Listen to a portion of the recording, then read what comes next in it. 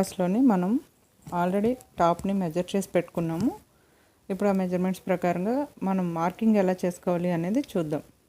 First మనం క్లాత్ని 4 fold చేసుకోవాలి. ఫోల్డింగ్స్ మన వైపు, ఓపెన్స్ ఆపోజిట్ వైపు ఉండాలి.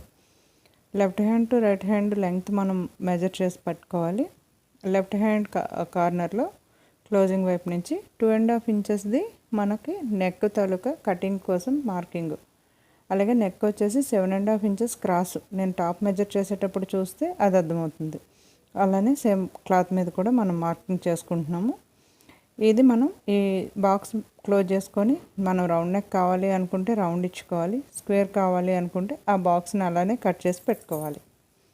ఇంకా నెక్స్ట్ వచ్చేసి షోల్డర్ పట్టీకి 4 ఇంచెస్ అండ్ మనం వచ్చేసి 2.5 inches neck, 4 inches shoulder and 1/2 inch stitch margin add చేసి 7 ఇంచెస్కి ఒక మార్క్ చేసుకోవాలి.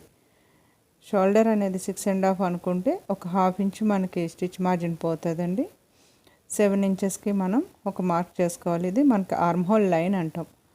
ఆర్మ్ హోల్ లైన్ మార్క్ చేసిన తర్వాత బాక్స్ అనేది మనం రైట్ సైడ్కి క్లోజ్ చేసి ఆ లైన్ మీద అప్పర్ చెస్ట్ వాల్యూని మనం మార్క్ చేస్తున్నాం. అది ఆర్మ్ హోల్ లైన్ అంటున్నాం, అప్పర్ చెస్ట్ ఏంటా అని కాదండి. ఆర్మ్ హోల్ని ఎక్కడ మనం మెజర్ చేసి పెట్టాము. అప్పర్ చెస్ట్ అండ్ షోల్డర్ మెజర్మెంట్ని బట్టి మనకు ఆర్మ్ హోల్ అనేది కరెక్ట్గా వస్తుంది.